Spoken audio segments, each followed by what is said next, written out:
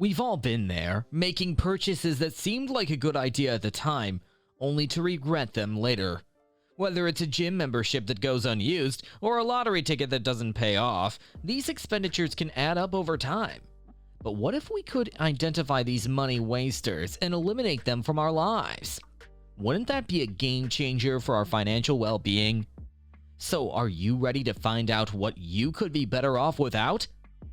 Number 1. Gambling and lottery. The allure of instant wealth. Who hasn't been tempted to try their luck with a lottery ticket or a spin of the roulette wheel?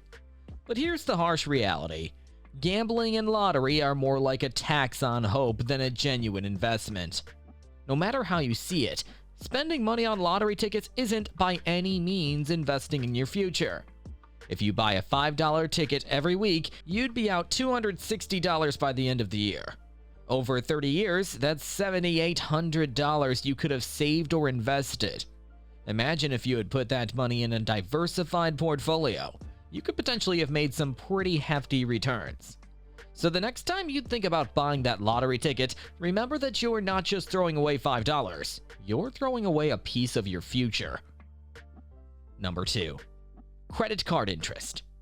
At number 2, you have to realize that credit cards can be a double-edged sword.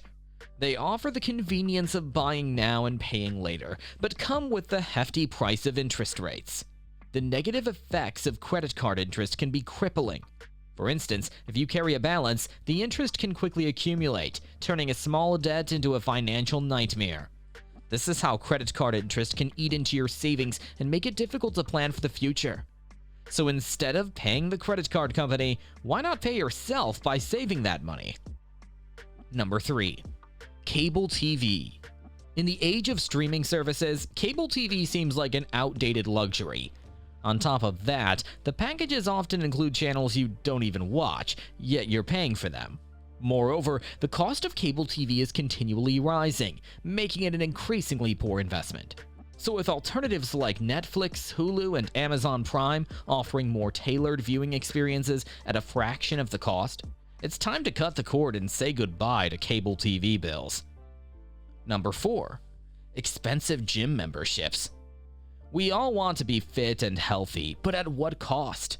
Expensive gym memberships often come with amenities that most people don't use. There's a huge probability that you could be paying for classes, saunas, and equipment that you never use. Then why not opt for a more budget-friendly fitness solution like home workouts or community centers? You'll not only save money, but also have a more customized fitness routine. Number 5. Shopping and delivery services. Next up, there's convenience, a king in our fast-paced world. But guess what? It also comes at a price.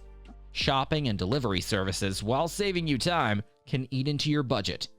Most services on the market today often have hidden fees and markups on products. Plus, the ease of clicking a button to buy can lead to impulse purchases, which is a pretty big problem on its own. But we'll get to that later. Number 6. In-game purchases. In-game purchases have become a common feature in many video games, allowing players to buy virtual items, currency, or features using real-world money. While these purchases can enhance the gaming experience, they have also sparked concerns about their impact on players. Critics argue that in-game purchases can be exploitative, especially when they take the form of loot boxes that offer randomized rewards. These loot boxes are often compared to gambling, as players spend money without knowing what they will receive in return. Additionally, in-game purchases can create an uneven playing field, giving advantages to those who can afford to spend more. Parents are particularly concerned about how easily children can make these purchases, often without fully understanding the cost. Despite these issues, in-game purchases are a significant revenue stream for game developers, making it unlikely that they will disappear anytime soon. Number 7. Bottled water. Bottled water is a convenient and popular choice for many, but it comes with its own set of problems. On top of being expensive, the production of bottled water consumes vast amounts of energy and resources, from the extraction and treatment of the water to the manufacturing of plastic bottles. Moreover, plastic bottles contribute to environmental pollution, as they often end up in landfills or oceans, taking hundreds of years to decompose. The irony is that in many developed countries, tap water is just as safe, if not safer, than bottled water. Yet, aggressive marketing strategies have convinced consumers that bottled water is the healthier option. This perception has led to an increase in consumption, exacerbating its environmental impact. Furthermore, the privatization of water sources for bottling purposes has raised ethical questions about the commodification of a natural resource that many believe should be freely accessible. Number 8. Extended warranties.